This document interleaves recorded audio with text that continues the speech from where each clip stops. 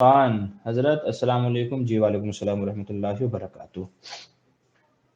अच्छा, चलिए आज का देख लेते हैं कि तीसरा मसला क्या है। तीसरा मसला बड़ा अहम है। कहते हैं हैवी डिपॉजिट का मसला और उसकी मुतबादिल सूरतें। हैवी डिपॉजिट और उसकी मुतबादिल सूरतें क्या क्या हैं उसको बयान कीजिए। ये मसला भी हमारे दयार में बहुत राइज है, बहुत ज़रूरतों का मतलब ये बहुत लोग इस तरह के मामलात करते हैं और ज़रूरत के अंदर ये मसला भी हमारे यहाँ दाखिल हो गया है। हैवी डिपॉजिट का मसला ये मेरे ख्याल से अक्सर बड़े बड़े शहरों के अंदर ये मसला राइज है और लोग इसके उसमें रहते हैं कि हमको इस मसले के अंदर कोई शिक मिल जाए कि जिससे हम हैवी डिपॉजिट का मसला कर सकें। जी, तो अक्सर अब तक हम यही सुनते आए हैं कि भाई हैवी डिपॉजिट जायज़ नहीं है, हैवी डिपॉजिट जायज़ नहीं है। और उसकी वजह ये है कि हैवी डिपॉजिट के अंदर मसला ये होता है कि एक बड़ी मोटी रकम हम मालिक मकान जो होता है उसको दे देते हैं। 5 लाख 10 लाख हर दयार में जैसा घर है, जैसी बिल्डिंग के अंदर घर है, उसके एतबार से ये हैवी डिपॉजिट क्या होता है, तय होता है। किसी अच्छी बिल्डिंग में तो 15 लाख 20 लाख 25 लाख, कहीं छोटी मोटी बिल्डिंग में 5 लाख 10 लाख 15 लाख, ऐसे तो हर जगह के एतबार से ये अलग अलग इसकी शक्लें होती हैं हैवी डिपॉजिट की। तो आज तक हम यही सुनते आए हैं कि हैवी डिपॉजिट जायज़ नहीं है। वजह उसकी ये है कि हैवी डिपॉजिट के नाम पर जो रकम मालिक मकान को दी जा रही है वो बतौर कर्ज के है। चूंकि कल को वो रकम साल में 2 साल में 3 साल में जो भी हमारा एग्रीमेंट है, जो भी हमारा मुआहदा है, तो उसको उतने मुद्दत के बाद में वो रकम हमको वापस करनी है। तो यूं कह लीजिए कि ये एक एतबार से ये रकम हमारी बतौर कर्ज है और कर्ज के बदले में अब हम उससे घर ले रहे हैं और उसके घर से नफा उठा रहे हैं। और हदीस में फरमाया गया कुल्लु कर्जिन जर्रा नफअन फहुव रिबा फहुव हराम, कि हर ऐसा कर्ज के जिसके बदले में नफा उठाया जाए तो वो सूद है और वो हराम है। ये हदीस में कहा गया है। तो इसलिए उलमा आज तक यही आपको मसला जगह जगह आपको मिलेगा। बड़े बड़े जो इदारे हैं, दारुल देवबंद है, नदुल उलमा है, बहुत सारे हैं। अक्सर के वेबसाइट्स पर आपको यही मसला मिलेगा। आप किसी आलिम के पास जाएंगे तो वो भी आपको यही मसला बताएगा कि हैवी डिपॉजिट क्या है, जायज़ नहीं है। हैवी डिपॉजिट का मसला जायज़ नहीं है। तो अक्सर हजरात आपको यही बताएंगे कि हैवी डिपॉजिट के जायज़ नहीं है। तो इस सिलसिले में इसकी क्या मुतबादिल शक्ल हो सकती है, चूंकि बहुत सारे लोग ऐसे हैं कि जिनके पास इसके अलावा कोई और रास्ता नहीं होता। बहुत सारे वो लोग कि जिनकी तनख्वाहें इतनी ज़्यादा नहीं हैं कि वो किराया अफोर्ड कर सकें, मगर एक अच्छी लाइफ गुजारना चाहते हैं। तो जाहिर है कि ऐसे में वो रहेंगे कहाँ, और अगर किराया भरेंगे तो खाएगा क्या। कहते हैं ना, घोड़ा घास से दोस्ती करेगा तो खाएगा क्या। तो अगर किराए पर जाएंगे 8,000 10,000, जाहिर है कि जो बंदा महीने में 15,000 कमाता है, अगर वो 10,000 किराए में भर देगा तो बचेगा क्या, वो खुद क्या खाएगा, घर वालों को क्या खिलाएगा। तो ऐसे में उसके पास एक ही शक्ल बचती है कि एक थोड़ी सी रकम जमा करके 2 लाख 3 लाख रकम जमा करके वो हैवी डिपॉजिट की शक्ल में एक घर ले ले, ताकि हर महीने का जो किराया जाना था वो किराया बच जाए और उसके पास हैवी डिपॉजिट की शक्ल में एक रकम भी जमा हो जाए, जिसको वो बाद में कहीं भी इस्तेमाल कर सकता है, कहीं भी फायदा उठा सकता है। लेकिन उलमा तो मना करते हैं कि आप ऐसा कर नहीं सकते हो, ये तो हराम है। तो अब सवाल ये पैदा होता है कि फिर क्या शक्ल अपनाई जाए, क्या शक्ल इख्तियार की जाए कि जिससे गरीब गुरबा जो लोग हैं उनका भी भला हो जाए। या चलो गरीब भी नहीं है लेकिन उनको इस तरह का मामला करना है। क्योंकि कभी कभी ऐसा होता है जो मालिक मकान होता है, मतलब जैसे मेरा घर है लेकिन मुझे मोटी एक रकम की जरूरत है, 5 लाख 10 लाख मुझे कहीं कारोबार में बिजनेस में इन्वेस्ट करने हैं, लगाने हैं, मगर मेरे पास है नहीं। अब मेरे पास एक शक्ल यही बचती है कि भाई मैं अपना घर किसी को दे दूं, उससे जो रकम आए वो अपने इस्तेमाल में ले आऊं। जाहिर सी बात है कि 5 लाख 10 लाख तो मुझे कोई कर्ज देगा नहीं। 1,000 2,000 10,000 की अलग बात है, लेकिन 5-10 लाख रुपए कोई कर्ज देता नहीं है। तो ऐसी शक्ल में कि इतनी मोटी रकम मुझे कहीं से कर्ज पर मिलेगी नहीं, तो मैं क्या करूं। तो मालिक मकान के लिए भी एक शक्ल ये हैवी डिपॉजिट की हो जाती है कि वो अपना घर किसी को हैवी डिपॉजिट पे दे दे, एक मोटी रकम उसके पास जमा आ जाती है, जो उसके मसले होते हैं वो उसको सुलझा लेता है, उसको हैंडल कर लेता है। तो अब सवाल ये उठता है कि जिसकी क्या जायज शक्ल ऐसी क्या होगी कि जिसके जरिए से कहते हैं ना कि सांप भी मर जाए और लाठी भी ना टूटे।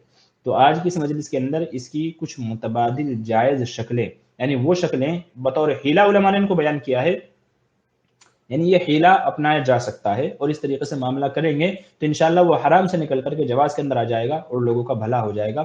तो लोग पूछते रहते हैं, बहुत कठिन मसला था, यकीन मानिए मेरे दिमाग की नसें हिल गई हैं इस मसले को समझने में।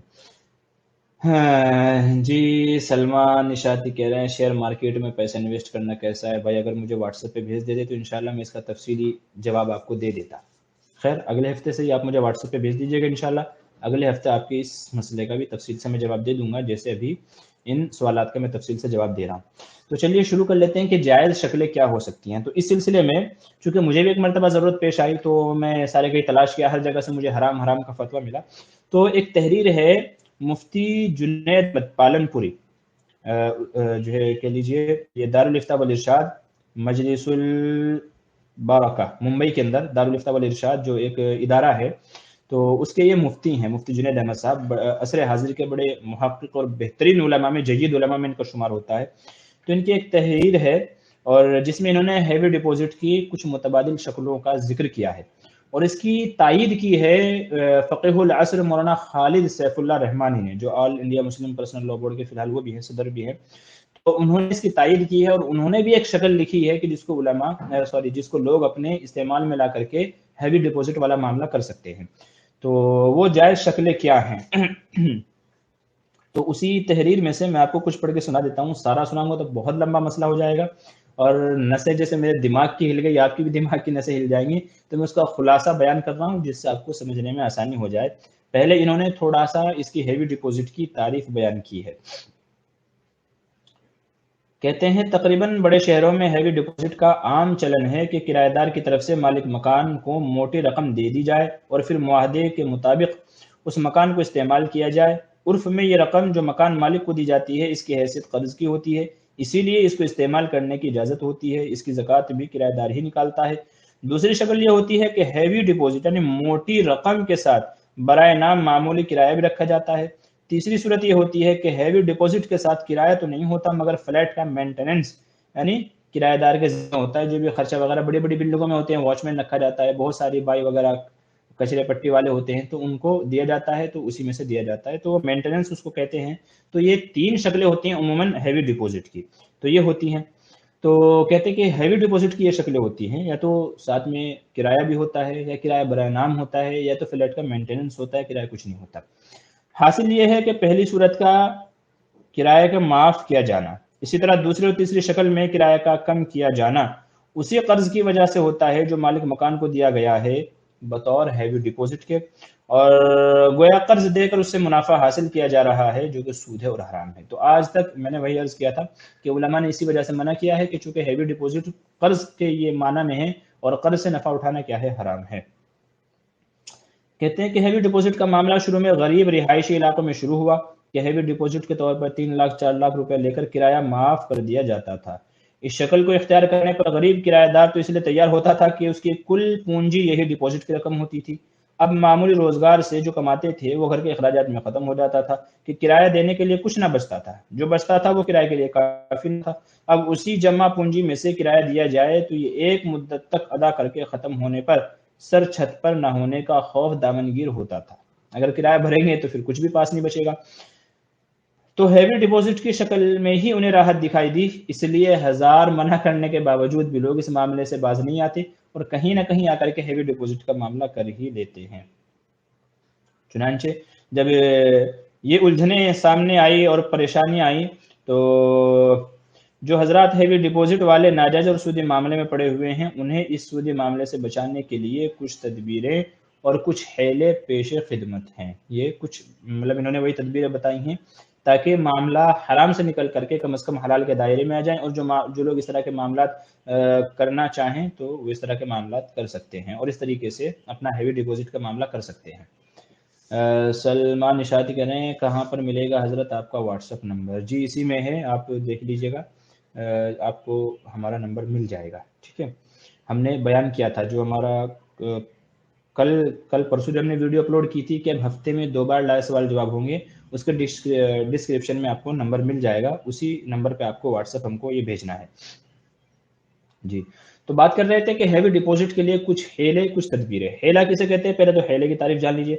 حیلہ کے حکم سے متعلق علامہ سرخسی رحمۃ اللہ علیہ کی یہ صراحت قابل ذکر ہے کہ جس حیلے کے ذریعے آدمی حرام سے بچے اور حلال کو حاصل کرے وہ بہتر ہے. ٹھیک ہے، ایک تو یہ ہے کہ آدمی حرام سے نکل کر کے حلال میں آ جائے، اور کسی کے حق کو باطل کرنے یا باطل کو ملمہ سازی کر کے اس کو حق ثابت کرنے یا حق کو مشتبہ کرنے کے لیے حیلہ کرنا مکروہ ہے، اور اس طریقے سے جو بھی حیلہ ہو وہ ناپسندیدہ ہے. تو ایک تو یہ ہے کہ ہم حرام سے بچنا چاہ رہے ہیں، اور ایک یہ ہے کہ آدمی حرام میں ہی پڑنے کے لیے حیلہ کرنا چاہ رہا ہے. تو ظاہر ہے کہ حیلہ جائز کے لیے کیا جائے گا، ناجائز کے لیے حیلے کی اجازت نہیں ہے۔ اچھا، اب سمجھیے کہ وہ شکلیں کیا ہے، ٹھیک ہے، وہ شکلیں کیا ہے ہیوی ڈپوزٹ کی، جن کے ذریعے سے ہم لوگ یہ ہیوی ڈپوزٹ کا معاملہ کر سکتے ہیں، تو اس کو سمجھ لیجئے۔ تو پہلی شکل تو یہ ہے، پہلی شکل ہیوی ڈپوزٹ کے معاملے کو جائز کی کیٹیگری میں لانے کے لیے پہلی شکل کیا ہے؟ پہلی شکل یہ ہے کہ مکان کرائے پر لینے والا رقم دے کر مکان مالک سے حق یعنی حق رہائش خرید لے۔ ٹھیک ہے، پہلا مسئلہ یہ ہے کہ جو دو آدمی ہیوی ڈپوزٹ والا معاملہ کرنا چاہ رہے ہیں تو یہ معاملہ یوں کریں کہ بھئی یہ میری طرف سے 5 لاکھ روپے ہیں، گھر آپ کا ہے، یہ 5 لاکھ کے بدلے میں اس گھر میں رہنے کا جو حق ہے وہ آپ مجھے دے دے، مجھے بیچ دے، یہ حق میں خرید رہا ہوں 5 لاکھ کے بدلے میں، گھر نہیں، گھر میں رہنے کا حق خرید رہا ہوں 5 لاکھ کے بدلے میں۔ ٹھیک ہے، تو یہ رقم آپ کی ہوئی، اب یہ میرے پاس واپس نہیں آئے گی، ٹھیک ہے، کیونکہ میں نے خریدا ہے حق، تو جب میں نے حق خرید لیا تو رقم آپ کی ہو گئی، اب آپ اس کو استعمال کریں، کسی کو قرضے پہ دے، اپنے پاس بچا کر کے رکھیں، جو آپ کی مرضی ہے آپ کرنا چاہیں وہ کر سکتے ہیں۔ تو رہنے کا حق خرید لے، ٹھیک ہے، رہنے کا حق خرید لیا تو اب رہنے کا حق میرا ہو گیا، اب میں اس میں رہوں گا فری میں، ٹھیک ہے۔ اب مسئلہ یہ ہے کہ جی مجھے تو 5 لاکھ واپس لینے ہیں، کل کو 5 لاکھ مجھے دینا تھوڑا ہی ہے، کل کو مجھے 5 لاکھ واپس لینا ہے، تو کہتے ہیں اب اس کے لیے ایک اور حیلہ اختیار کیا جائے، ایک دوسری مجلس قائم کی جائے۔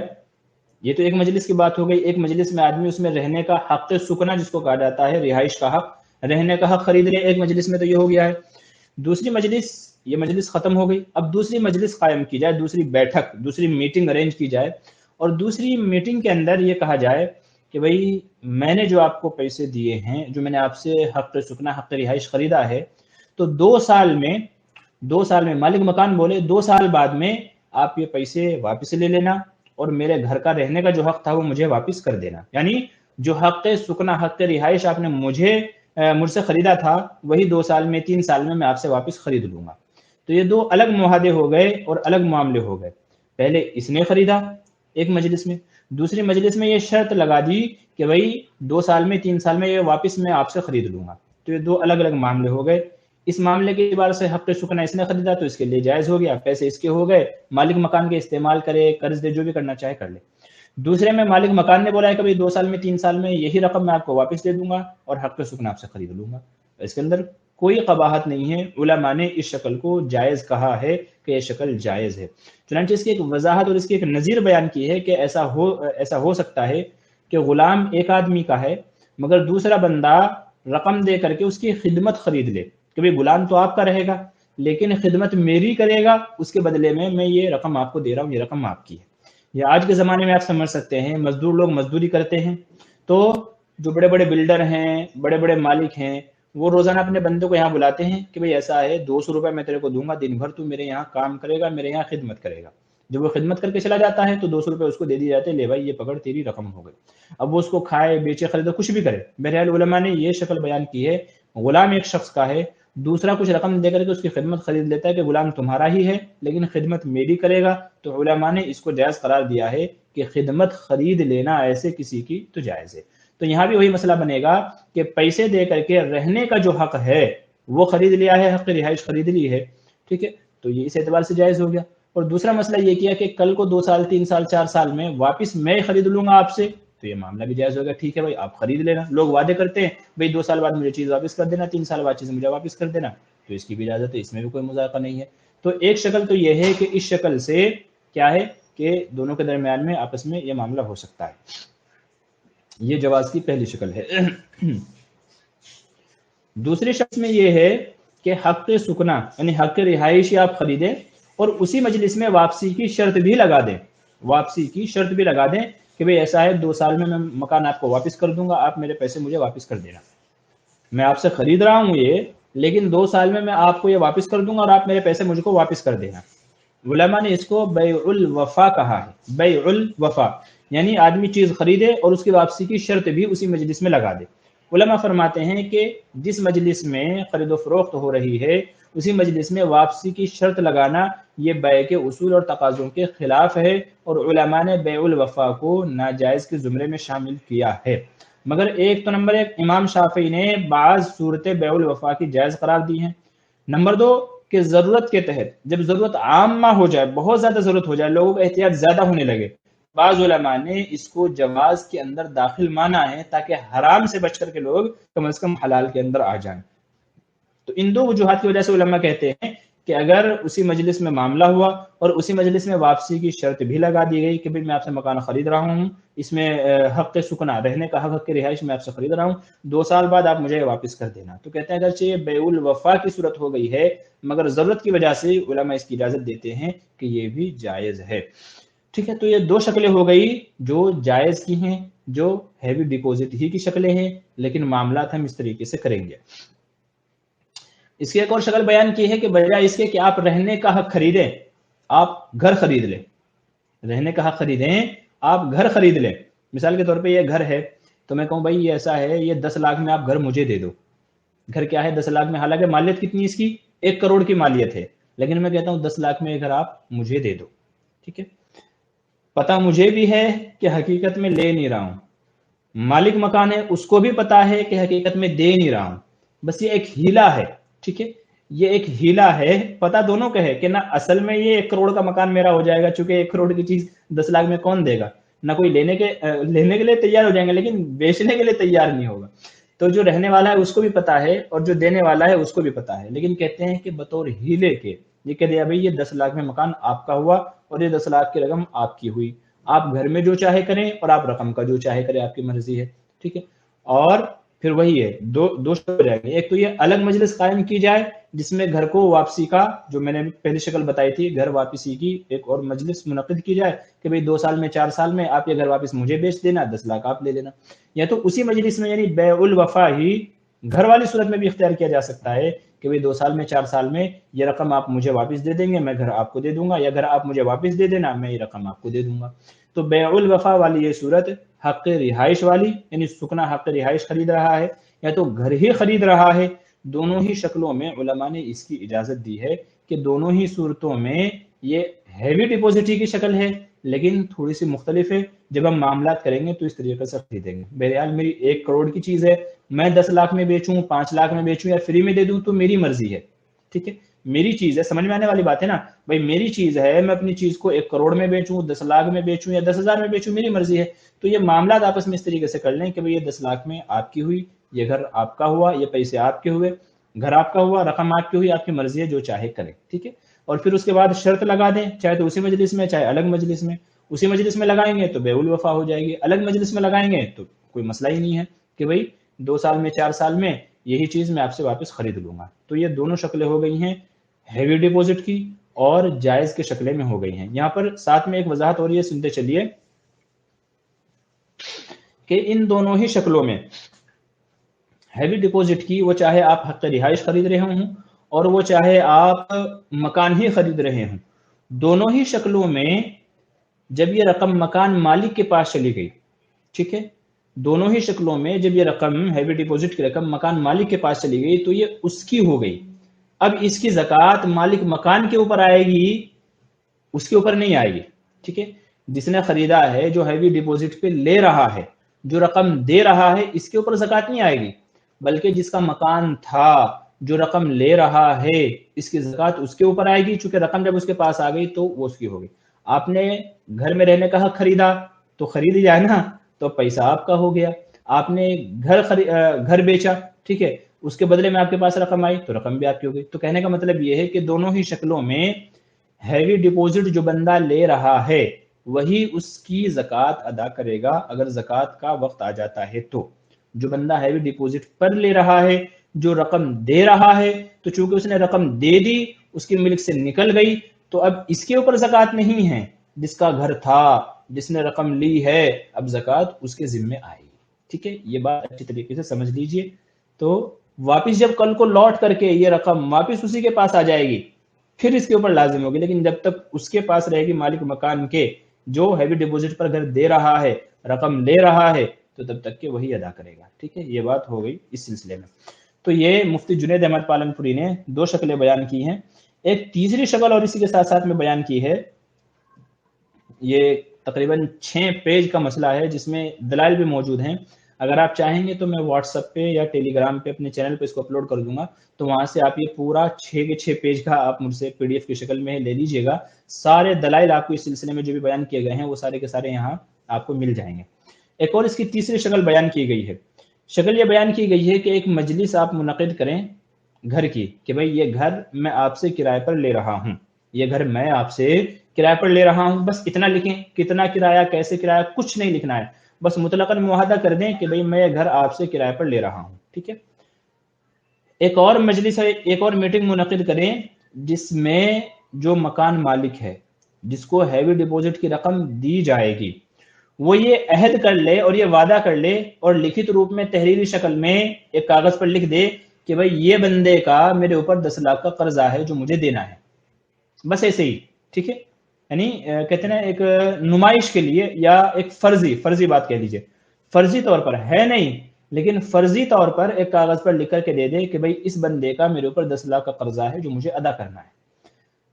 اب بات یہ ہو جائے گی کہ اس نے اپنا گھر تو دے دیا اس کو فری میں, ٹھیک ہے, فری میں دے دیا اس نے, اور ساتھ ساتھ قرض کا بھی اقرار کر لیا کہ بھئی اس کا قرضہ ہے میرے اوپر, اس کا قرضہ ہے میرے اوپر. اب جو بندہ لے رہا تھا, گھر جو لے رہا تھا, اس نے اس کو رقم دے دی بطور قرض کے کہہ لیجئے. ٹھیک ہے, یا تو ہیوی ڈپوزٹ کی شکل میں جو اس کو رقم دی ہے وہ. تو مسئلہ یہ ہو جائے گا کہ اس کے پاس رقم چلی گئی اور کل کو اگر وہ انکار کرتا ہے تو اس نے چونکہ قرض کا ایک اقرار نامہ لکھا ہوا ہے کہ اس کا قرض ہے میرے اوپر, اس کا قرض ہے میرے اوپر, تو وہ رقم اس کو دینا اس کے لیے لازمی ہو جائے گا چونکہ وہ لکھت روپ میں لکھ چکا ہے کہ بھئی یہ اس کا قرضہ ہے میرے اوپر, تو ظاہر جو قرضہ ہے وہ تو دینا ہے, اور میں نے گھر بھی اس کو آگے کرائے پر دے دیا ہے. ٹھیک ہے, تو جب تک یہ گھر میں رہے گا اچھی بات ہے, اور جب کل کو خالی کرے گا تو ظاہر سی بات ہے کہ رقم مانگے گا مجھ سے, تو یہ بطور قرض کے میں لکھ کے دے رہا ہوں کہ بھئی یہ قرضہ ہے میرے اس کے اوپر. اور کسی سے قرضہ لے کر کے اپنے استعمال میں لانا بھی جائز ہے اور اس کو کسی کو دینا بھی جائز ہے, اپنے پاس جو بھی آپ کرنا چاہیں پھر جو چاہے آپ کر سکتے ہیں. تو یہ تیسری شکل ہے اس سلسلے میں. تو یہ 3 شکلیں بیان کی ہیں, اور مولانا خالد سیف اللہ رحمانی کا اس کے اخیر میں انہوں نے اس کی تائید کی ہے, تصدیق کی ہے کہ آج کل ضرورت بہت زیادہ ہے لوگوں کی.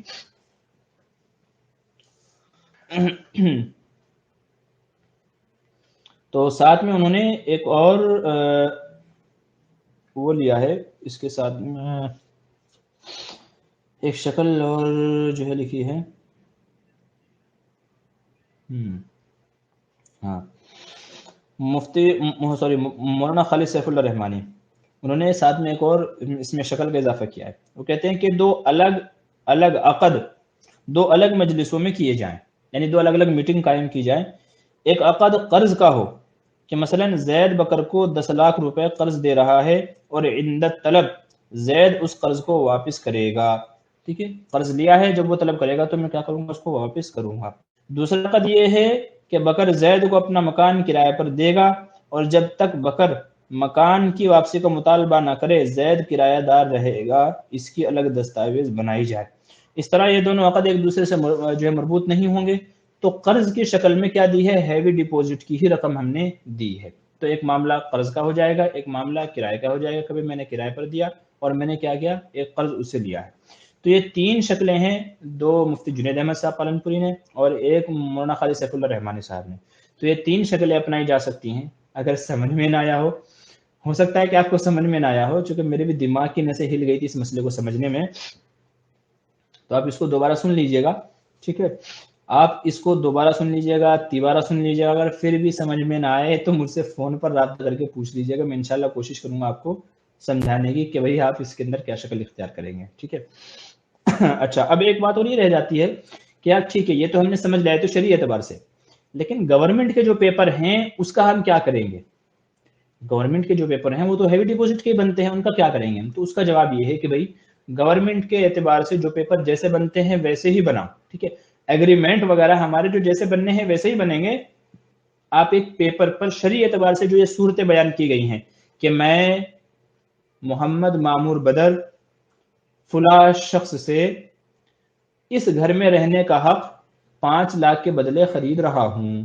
ठीक है, ये आप एक अलग पेपर पर लिख लें, इस पे अपने सिग्नेचर कर दें और जो मालिक मकान है उसके सिग्नेचर करवा लें।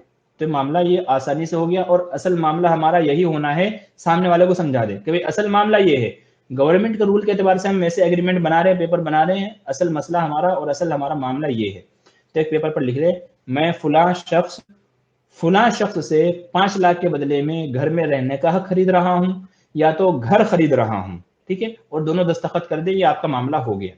दूसरी शक्ल ये है, मैं फला इब्ने फला घर में रहने का हक या घर खरीद रहा हूं और 2 साल के बाद में ये मेरी रकम वापस कर देंगे तो मैं घर इनको सौंप दूंगा। बैउल वफा वाली जो सूरत मैंने आपके सामने बयान की है, ठीक है, बैउल वफा वाली जो सूरत बयान की है वो इस तरह बनेगी कि मैं फला 5 लाख के बदले में फला से ये मकान खरीद रहा हूँ या इसमें रहने का खरीद रहा हूँ और 2 साल 3 साल में जब ये मुतालबा करेंगे तो मैं घर वापस कर दूंगा और ये मेरी रकम क्या कर देंगे, मुझे वापस कर देंगे। ये बैउल वफा वाली सूरत हो गई, 2 शक्लें हो गई। तो इस तरीके से हम शरीयत एतबार से एक अलग पेपर बनेंगे, गवर्नमेंट के जो पेपर हैं वो वैसे ही बनेंगे जैसे बनना है उनको बनने दो, उनसे हमें मतलब नहीं है। हमें अपने शरीयत एतबार से मामले को जायज़ करने के लिए शक्लें इस तरह बनानी है, पेपर इस तरह बनानी है।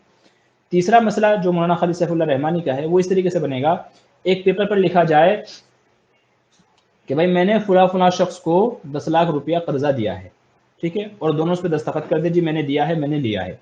एक और पेपर बनाया जाए, साथ में यहाँ 2 पेपर बनेंगे, तो दूसरा एक और पेपर बनाया जाए जिसपे लिखा जाए कि भाई मैं इस बंदे को किराए पर अपना घर दे रहा हूँ और जब मैं वापस लूंगा इसको खाली करना पड़ेगा। ठीक है, तो एक पेपर बनाया जाए कर्ज देने का, एक पेपर बनाया जाए घर को किराए पर देने का। ये 2 अलग अलग पेपर बना लिए जाए, दोनों उसके ऊपर दस्तखत कर दे। तो इस तरीके से ये 3 शक्लें हो जाती हैं हैवी डिपॉजिट की। तो इस तरीके से गवर्नमेंट के जो पेपर है उनसे अलग अपने शरीय एतबार से आप अपने हाथ से बना ले। जरूरी नहीं है कि आप 10 के 20 के या 50 या 100 के नोट वो जो गवर्नमेंट का लेटर आता है उसी पे बनाएं, जरूरी नहीं है। आप सादे सिंपल कागज के ऊपर भी लिख सकते हैं। ये लिखना इसलिए है कि अल्लाह ना करे कल को किसी की नीयत में खोट आ गया, फतूर आ गया, वो बोले जी मैं तो खरीद लिया था आपसे, जी मैं तो बेचा नहीं था। भाई तो तेरी कौन सी रकम, तूने मुझे कौन सी रकम दी थी, तेरी मेरे पास कोई रकम नहीं है। तो किसी की भी नीयत बदल सकती है, वो चाहे किराएदार हो, वो चाहे मालिक मकान हो, किसी की भी नीयत बदल सकती है। तो अगर किसी की नीयत बदले तो फिर ऐसी शक्ल में जो मुआहदा है हमारा ये काम आएगा और इसको हम दिखा करके कार्रवाई कर सकते हैं, शरई जो भी कार्रवाई हो सकती है, तो हम ये कागज उस वक्त हमारे काम आएगा। तो ये शक्लें हैं हैवी डिपॉजिट की और हैवी डिपॉजिट वाला मामला जायज करने का। अच्छा, अब साथ में ये बात भी समझते चले कि जब हमने इस तरीके से मामला कर लिया हैवी डिपॉजिट का, ठीक है, हक के सुकना खरीदा या घर ही खरीदा या कर्ज और किराए वाला जो मसला था वो खरीदा, तो अभी हम खुद भी इस्तेमाल कर सकते हैं, किसी दूसरे को भी दे सकते हैं। मैंने हक के सुकना खरीदा, हक के रिहाइश खरीदा, अब जरूरी नहीं है कि मैं खुद ही रहूं, किसी और को कर्ज, किसी और को किराए के ऊपर भी मैं चढ़ा सकता हूँ, मेरी मर्जी है। जब मैंने खरीद लिया भाई घर, जब मैंने खरीद लिया अब मेरी मर्जी है, मैं चाहे खुद रहूं और चाहे किसी और को किराए पर दे दूं। ठीक है, तो आप दूसरे को भी किराए पर दे सकते हैं। बहुत सारे लोग हैं जो ऐसा करते हैं, खुद हैवी डिपॉजिट पे ले लेते हैं, फिर किराए पर चढ़ा देते हैं, अपने आप कहीं और पर रहते हैं, यहाँ से जो किराया आया वहां पर उसको घुमा दिया। बहुत सारे लोग ऐसा करते हैं, तो ये भी किया जा सकता है, इसके अंदर कोई हर्ज की बात नहीं है। तीसरी बात यह है कि ये मसला अभी सूरत में जो हीले बयान किए गए, जो तदबीरें और तरकीबें आपको बताई गई है, यह गरीबों के लिए नहीं है, अमीर आदमी भी ऐसा कर सकता है। ठीक है, जरूरी नहीं कि जो गरीब है बस वही कर सकता है, ऐसा नहीं, अमीर आदमी भी इस तरीके से फायदा उठा सकता है। ठीक है, तो ये हैवी डिपॉजिट के ताल्लुक से था जो भाई ने सवाल पूछा है। काफ़ी लंबा मसला था, लेकिन जाहिर सी बात अगर आप मसले को मुकम्मल समझना चाहते हैं तो उसके लिए वक्त तो दरकार होगा ही। बहरहाल बहुत सारे लोग कन्फ्यूज़ का शिकार होते हैं, मसले बार बार पूछते रहते हैं। तो आज की इस मजलिस के अंदर तफसील से हमने मसला बयान कर दिया है।